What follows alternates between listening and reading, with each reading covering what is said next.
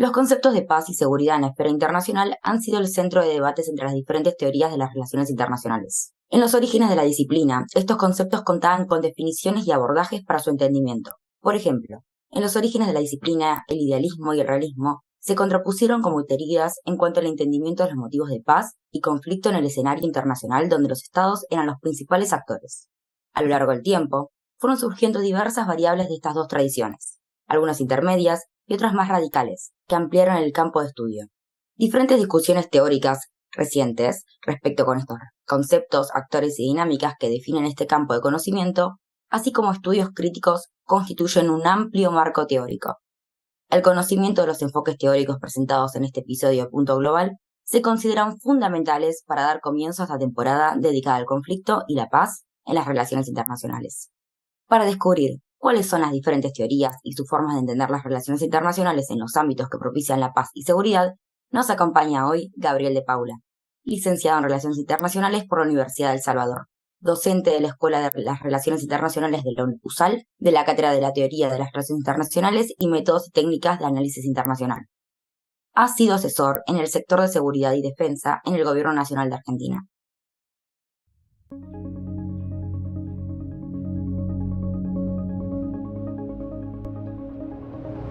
Punto Global es un espacio traído a ustedes por el Centro de Estudios Estratégicos de Relaciones Internacionales, CERI.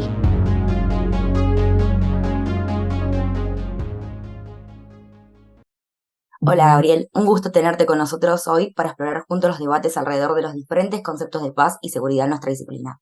Mi nombre es Victoria Paganini.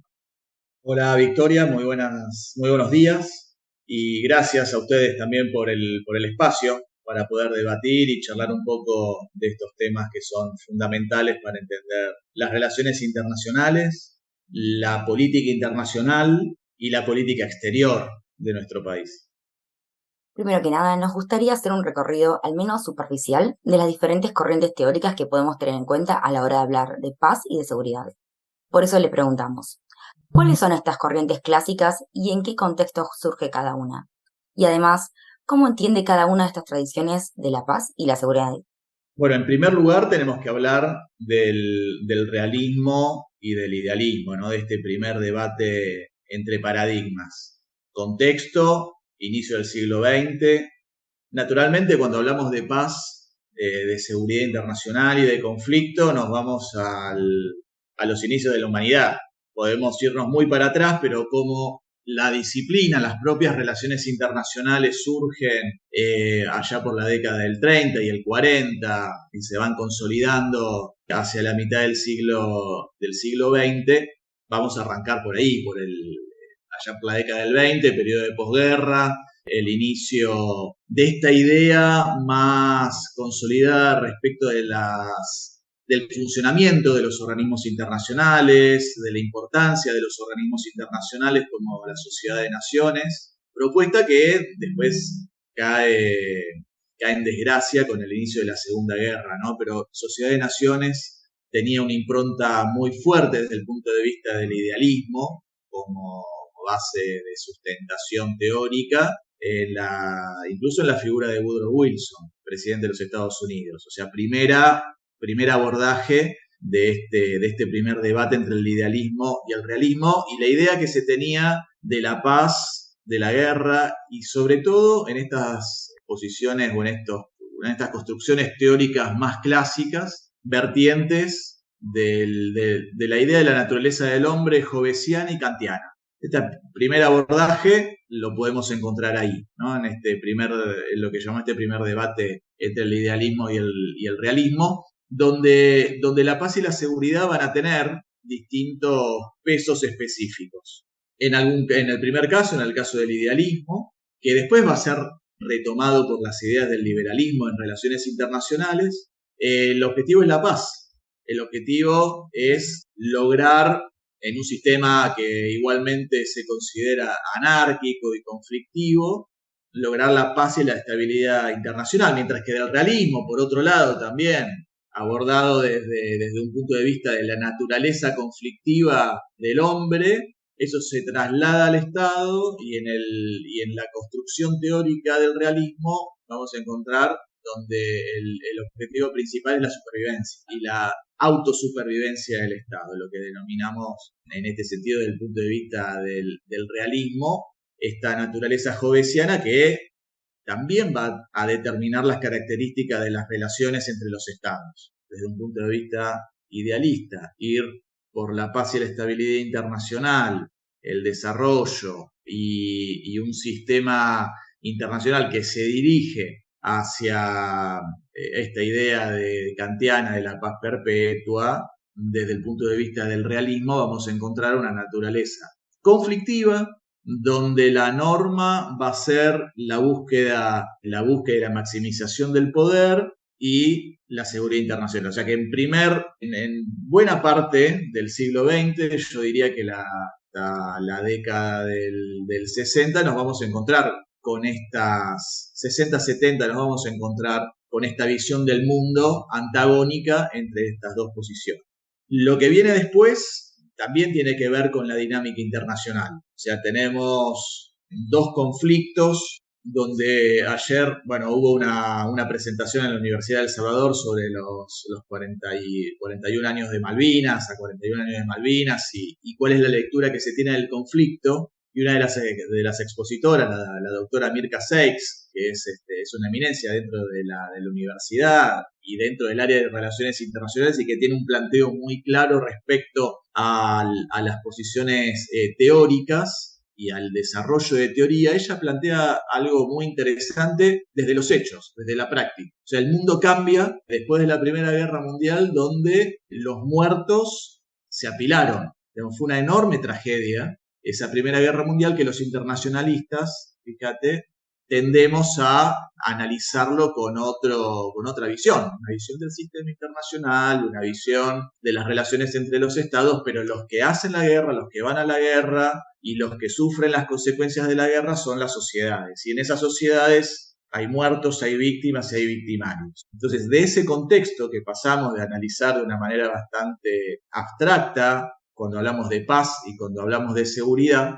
la misma cantidad de muertos y de consecuencias del conflicto y de la guerra se van a seguir sucediendo tras la Segunda Guerra Mundial, con la guerra de Corea, con la guerra de Vietnam, y con conflictos ya no interestatales, pero conflictos que van a funcionar como satélites y como efecto de la puja hegemónica entre los Estados Unidos y la ex Unión Soviética. Entonces, en este segundo contexto y en este segundo marco de evolución de las relaciones internacionales y de las escuelas que plantean y que intentan darle una explicación a la dinámica internacional, es que va a surgir otro debate a partir del neorrealismo y el neoliberalismo institucional. Van a tratar de dar la explicación ya no poniendo como centro, en el caso del neorrealismo, en el caso del realismo al Estado, en el caso del neorrealismo a la estructura internacional. O sea, el realismo empieza a perder capacidad explicativa, específicamente teniendo al Estado como centro, y el neorrealismo pone a la estructura del sistema internacional como centro. Hay un cambio muy importante con respecto a cuáles son los conceptos y construcciones teóricas que van a surgir. ¿Por qué? Porque cambia la unidad de análisis, básicamente. En el caso del liberalismo, del liberalismo y del neoliberalismo, esta unidad de análisis va a estar puesta en los regímenes internacionales, los organismos internacionales, reconociendo también al Estado como un actor importante. Pero acá la cuestión es que empieza a reconocer otros actores. Segunda cuestión importante, el reconocimiento de otros componentes y sobre todo otros factores en las relaciones de poder y en las relaciones que se dan entre los distintos debates interparadigmáticos que se dan en las relaciones internacionales. Lo que sí vamos a encontrar ahora es quizás una mayor cantidad de conflictos de menor intensidad, pero que tienen esa misma raíz, que es la lucha por el poder entre podemos llamarle dos proyectos hegemónicos. Y no quiero dejar de lado un punto muy importante de la producción teórica regional, que se inicia hacia finales de la década del 60 con la idea del centro periférico, ¿no? Esta idea que surge en los primeros escritos de Cardoso y Faleto, Zunkel y Paz, después vamos a tener en lo local, que tiene que ver más con el diseño de política exterior a Puig, no solamente quien ha sido un académico muy importante, sino además un funcionario relacionado a la administración de la cosa pública y al diseño de la política exterior. Estas visiones también podríamos decir que han sido contrahegemónicas, o sea, que han ido desarrollándose como una visión alternativa y situada, como plantea la doctora Seitz, ¿no? El pensamiento situado frente al mainstream, frente a un desarrollo de la teoría de las relaciones internacionales que es profundamente atlántico-céntrica, pero atlántico-céntrica del norte.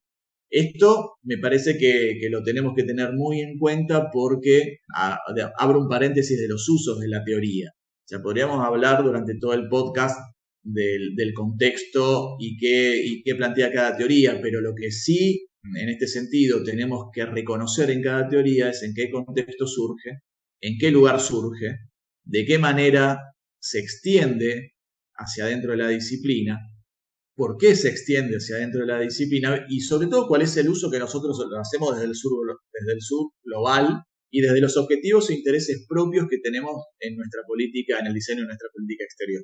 Entonces, dentro de esta idea del desarrollo de teorías desde el sur, de las visiones alternativas a las teorías del mainstream, vamos a encontrar primero las ideas de la centro-periferia, que tiene una visión más económica respecto al intercambio, a los términos de intercambio entre los países desarrollados y los subdesarrollados. Y después, por eso lo nombraba Puig, hay un concepto muy importante que es el de autonomía en el diseño de la política exterior. Y que hacia la década del 80 ese concepto va a ser trabajado por varios autores que también van a generar un debate interparadigmático de escala local, que son aquellos que entienden el realismo como realismo periférico, pero que van a tener visiones encontradas respecto a qué tipo de relacionamiento tiene que tener el país con el hegemón. Si es un relacionamiento de alineamiento automático o es un relacionamiento con mayores márgenes de autonomía, ¿sí? De esto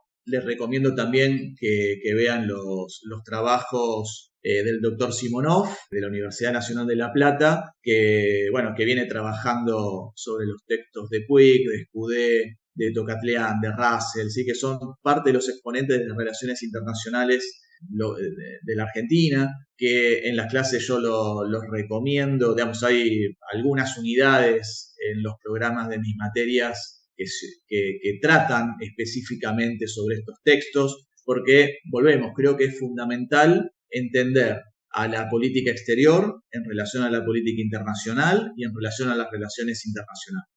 Si nosotros no tenemos esa línea argumental, ese hilo conductor, nos quedamos solamente con alguna parte. Nos quedamos leyendo el sistema internacional desde una visión casi aséptica respecto de las relaciones, con una pretensión de objetividad que no existe en las ciencias sociales. Y si lo hacemos desde el otro lado, solamente analizando la política exterior, nos va a faltar necesariamente el contexto internacional.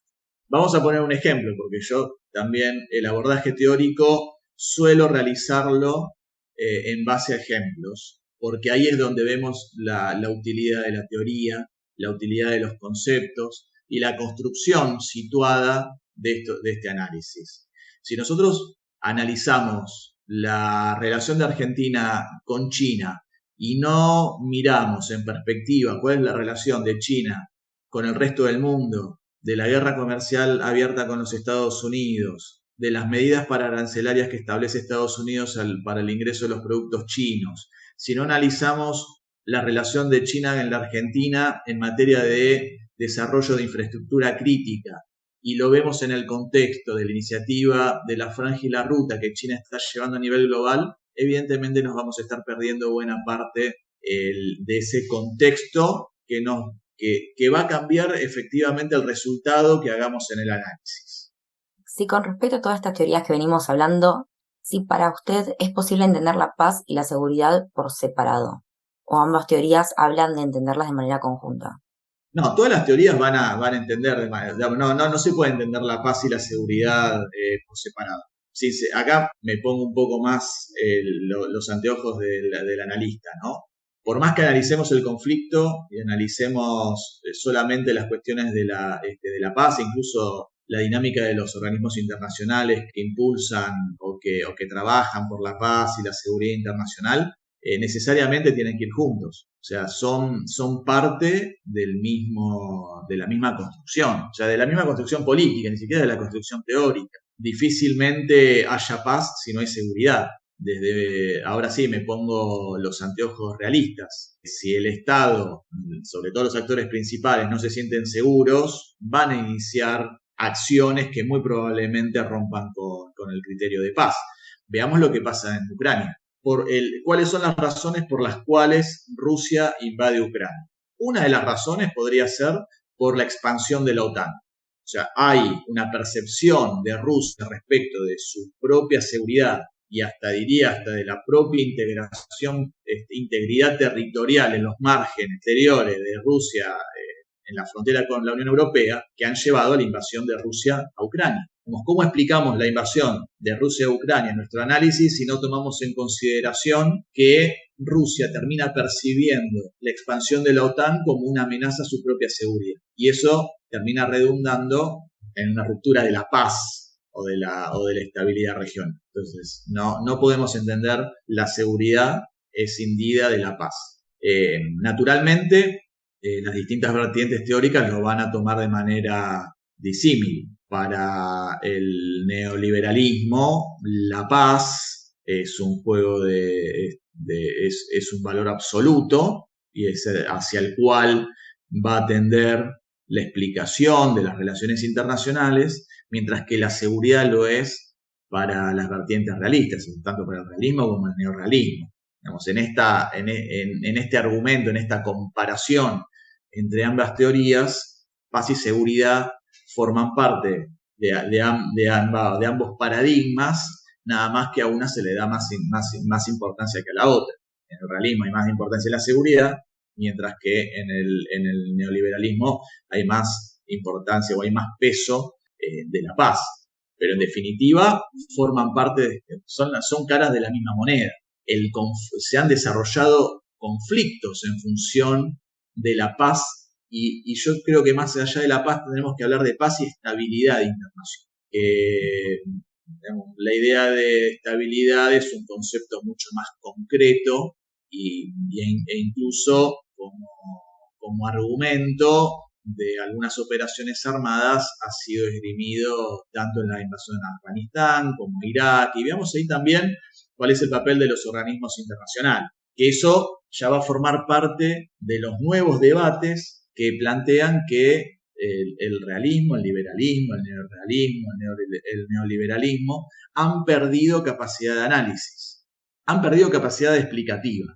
Dicen, bueno, si nosotros estamos impulsando la paz internacional a partir del desarrollo de organismos y regímenes internacionales, ¿qué es lo que está pasando? Que tenemos conflictos, y no solamente conflictos de escala regional, sino que esos conflictos se van extendiendo. ¿Cómo se explica los 10 o más de 10 años de Afganistán, las campañas hacia Irak? ¿Cómo se explican los bombardeos en Libia? ¿Cómo se explica la propia guerra de Ucrania? Entonces, hay algo que está ocurriendo en el sistema internacional respecto de la estabilidad, de la búsqueda de la paz y el desarrollo de los conflictos que las teorías, por lo menos en su estado, por lo menos en compartimentos estancos, no pueden explicar. Esa es una de lo interesante de analizar o de hacer un recorrido por las distintas teorías a la luz de los debates interparadigmáticos, ¿no? Liberalismo, realismo, neorrealismo, neoliberalismo, racionalismo, el cientificismo y también el último paradigma que plantean las escuelas críticas, ¿no? Que ya ponen a la idea de la sociedad internacional y del individuo y de las interpretaciones intrasubjetivas en un plano de mayor importancia a lo que lo planteaba, lo que venían planteando con una visión quizás más objetiva respecto del objeto de estudio y del centro del estudio, como lo hace el neorrealismo o el neoliberalismo. Creo que incluso hasta la idea de paz y seguridad quedan limitadas para el constructivismo, para ponerlo en foco como una de las últimas, por lo menos, vertientes teóricas con más peso, ¿no? Ya década del 90, la escuela inglesa irrumpe en las relaciones internacionales para poder darle explicación a algunos fenómenos que hasta el momento no lo tenían, y donde la importancia de lo intersubjetivo, ¿no? el análisis de las percepciones cruzadas de los actos internacionales empieza a tener un peso que antes no lo tenía. O sea, partimos de una visión muy básica de los recursos de poder con el realismo de Morgenthau,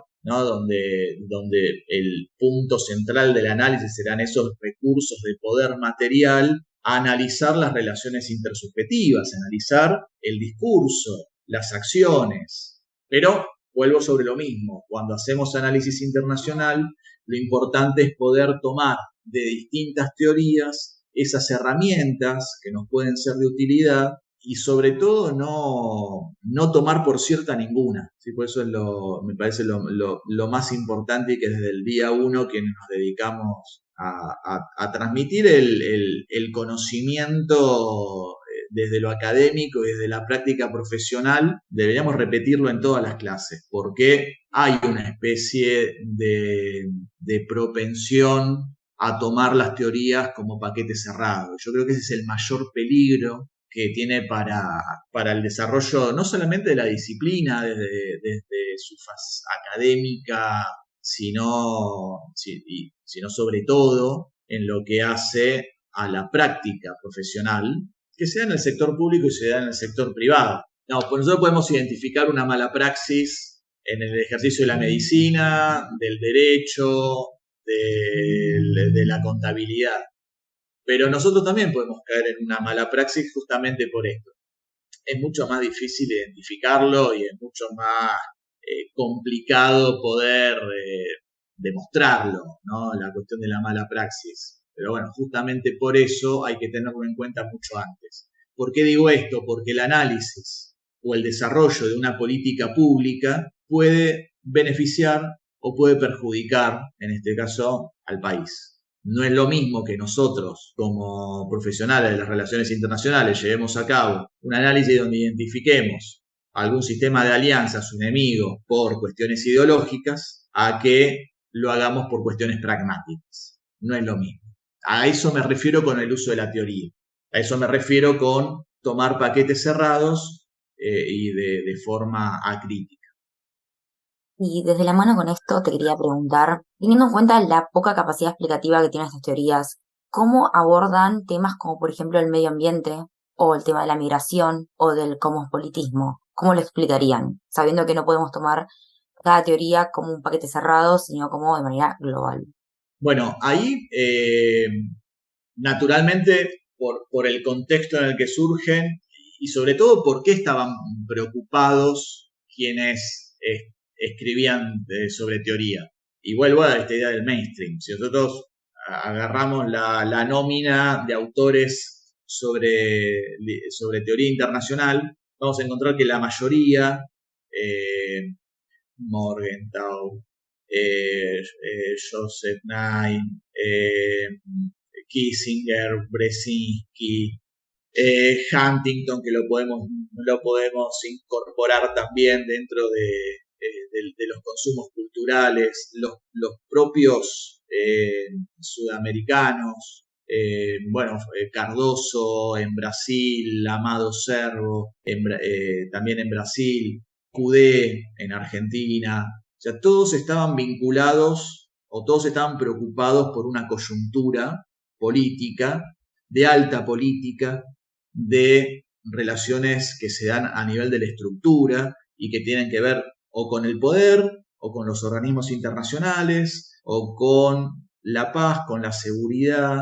con la autonomía estratégica. Cuando surgen estos nuevos temas de la agenda internacional, empieza también a entrar en crisis parte de los paradigmas. ¿Por qué? Y bueno, justamente porque no pueden explicar todo. Quizás puedan explicar alguna parte. Y decimos, bueno, ahí entran hay un artículo muy interesante de Amado Servo que justamente plantea esto. Tenemos que trabajar con teorías, tenemos que trabajar con conceptos y tenemos que desarrollar una propia visión de estos problemas internacionales.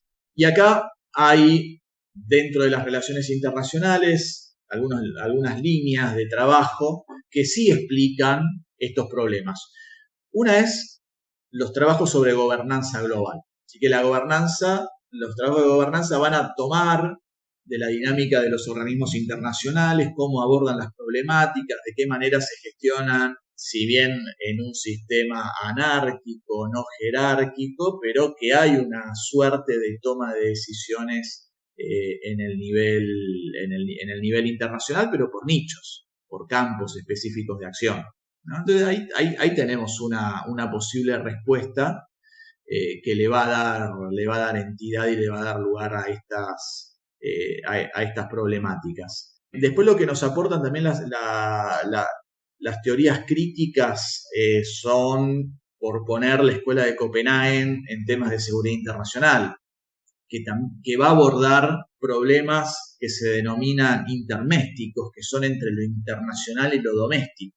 La Escuela de Copenhague va a hablar de los complejos de seguridad, va a hablar de la securitización de determinadas áreas, y ahí va a incluir esa escuela y otras escuelas europeas que van a abordar los temas de seguridad con respecto a las migraciones internacionales, con respecto a los conflictos internos, a la seguridad interna relacionada a la seguridad internacional, no en términos de estabilidad, sino en términos de la incorporación de otros actores que afectan a la seguridad, como por ejemplo el narcotráfico, el crimen organizado.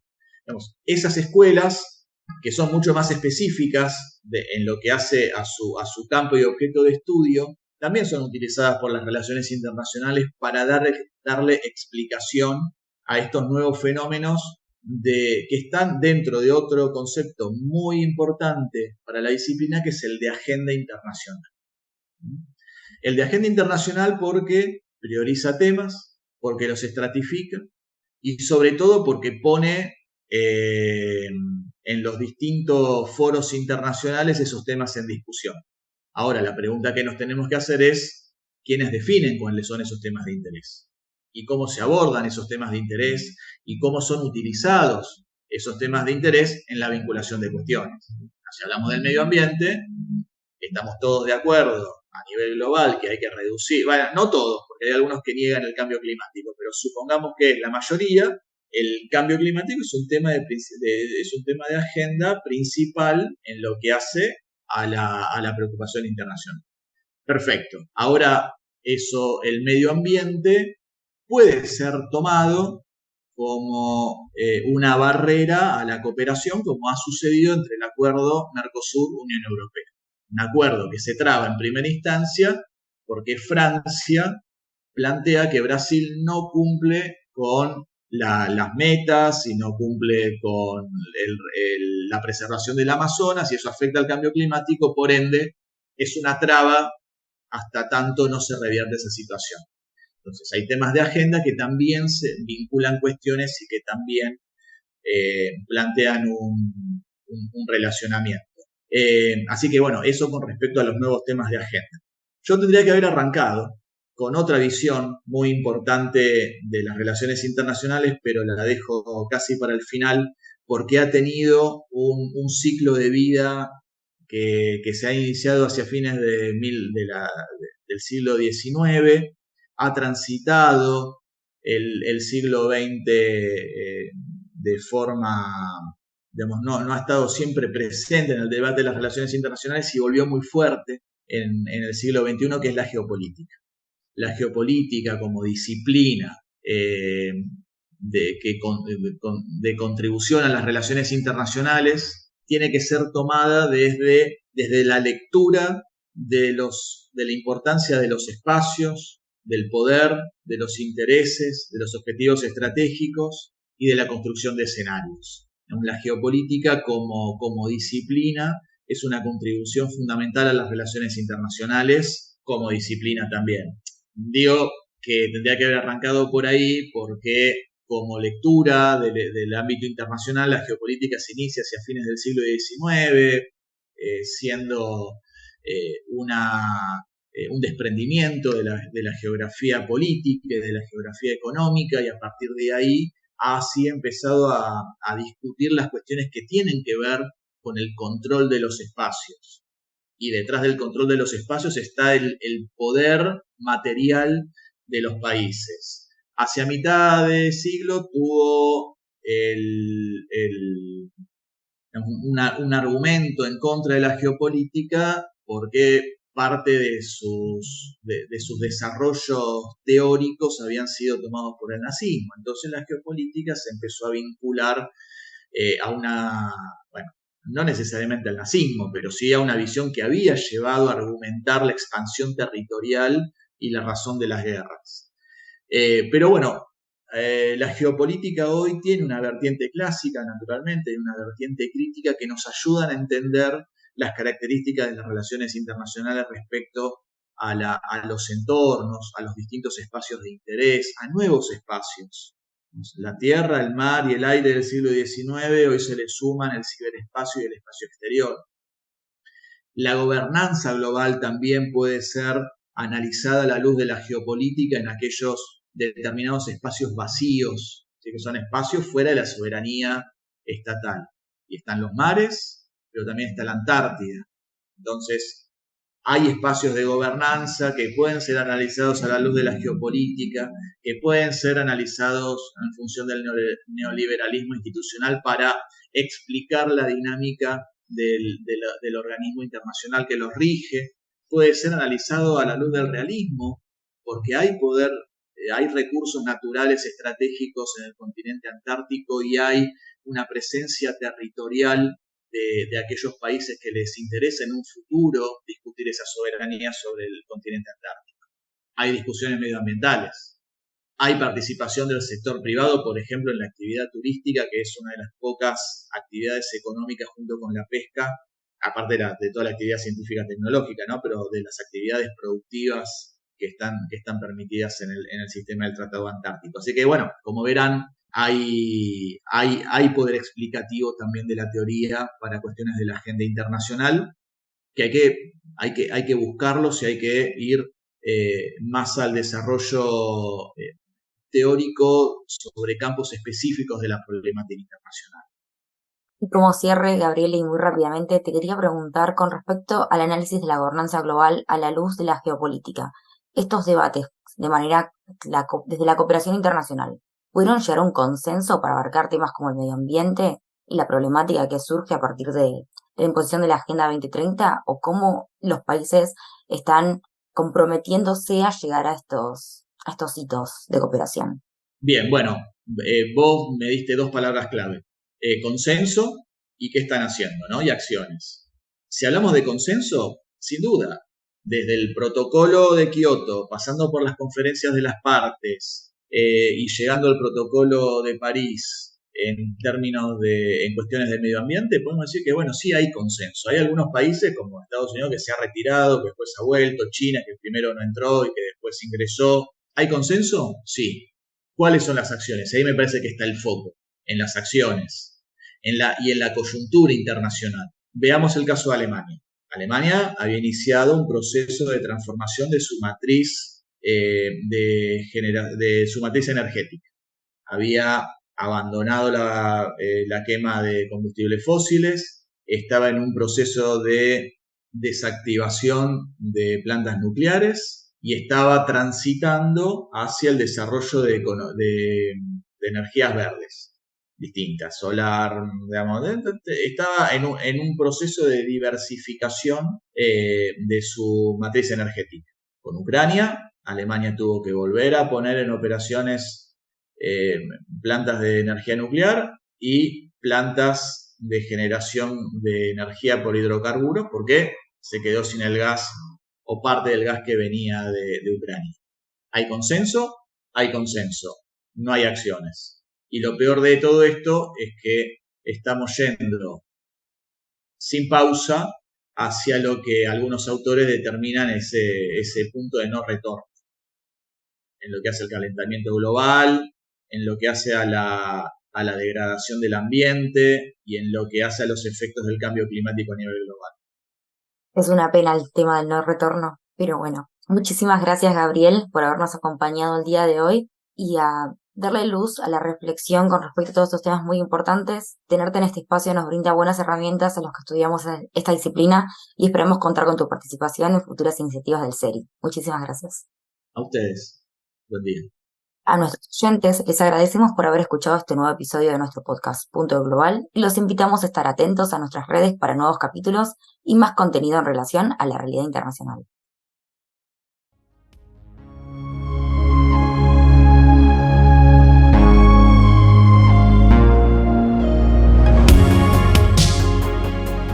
Recuerden que pueden encontrarnos en las distintas redes sociales, en Instagram como Ceri.global, en Facebook como Ceri Global, Twitter @Ceri6 y en la web en www.ceriglobal.org.